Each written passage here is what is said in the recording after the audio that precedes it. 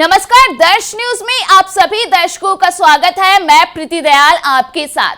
देखिए, बिहार महागठबंधन में सीटों के बंटवारे के बाद आखिरकार आरजेडी की ओर से सभी उम्मीदवारों की घोषणा कर ही दी गई। बता दें कि मंगलवार की देर शाम आरजेडी के official social media platform x के जरिए एक लिस्ट शेयर किया गया, जिसमें सभी उम्मीदवारों के नाम की घोषणा की गई थी। इसके अलावे यहां गौर करने वाली बात यह भी रही कि सिर्फ और सिर्फ सिवान में अब तक कैंडिडेट की घोषणा नहीं की गई है। ऐसा कहा जा रहा है कि दिवंगत बाहुबली नेता शहाबुद्दीन की पत्नी हिना शहाब ने लालू यादव और तेजस्वी यादव की टेंशन कहीं ना कहीं बढ़ा दी है। अब तक सिवान में प्रत्याशी को लेकर के मंथन किया जा रहा है। वहीं आरजेडी की ओर से जो लिस्ट जारी की गई है उस पे अगर ध्यान दे तो एक तरफ जहां लालू प्रसाद यादव की बेटियां मैदान में है, तो वहीं दूसरी ओर पूर्व केंद्रीय मंत्री भी का नाम इस लिस्ट में देखा जा सकता है। इसके अलावे ऐसा भी इस लिस्ट में देखा जा सकता है कि कुछ खास जाति के उम्मीदवारों को भी तवज्जो दिया गया है। वहीं एक एक कर इस लिस्ट की ओर ध्यान दे तो लालू प्रसाद के परिवार से 2 लोगों को लोकसभा चुनाव में उतारा गया है।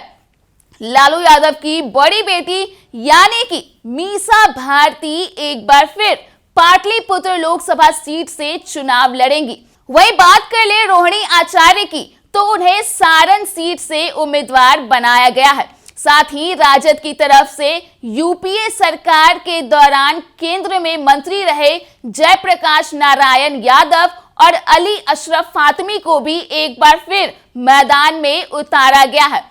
इस बीच बता दें कि जयप्रकाश नारायण यादव बांका सीट से चुनाव में उतरे हैं। वहीं बात कर ले अशरफ फातमी की, तो उन्हें मधुबनी से टिकट दिया गया है। अली अशरफ फातमी की हाल ही में जेडीयू छोड़कर राजद में वापसी हुई थी।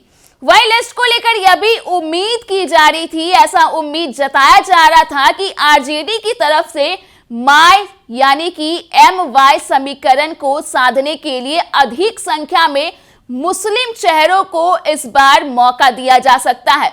हालांकि 22 प्रत्याशियों में से मात्र 2 सीटों पर मुस्लिम चेहरों को मौका दिया है। जी हां दर्शकों, मधुबनी से एक तरफ जहां अली अशरफ फातमी और अररिया से शाहनवाज आलम को टिकट मिला है।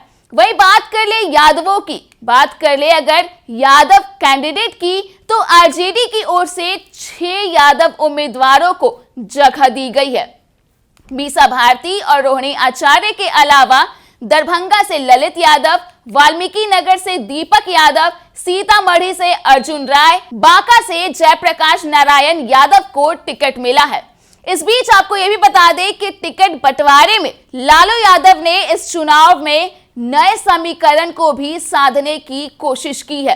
बता दें कि पार्टी की तरफ से कई सीटों पर कुशवाहा उम्मीदवारों को भी इस बार मौका दिया गया है, चांस दिया गया है। नवादा से जहां श्रवण कुशवाहा चुनावी मैदान में है, तो वहीं औरंगाबाद से अभय कुमार कुशवाहा को मौका दिया गया है। बात करें मुंगेर से, तो यहां से अनीता देवी महतो जो कि अशोक महतो की पत्नी है, उन्हें टिकट दिया गया है।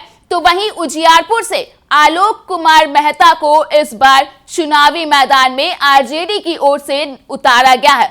तो वहीं बात कर ले पूरे लिस्ट की, तो आरजेडी की ओर से अब तक 23 में से 22 प्रत्याशियों की घोषणा कर दी गई है।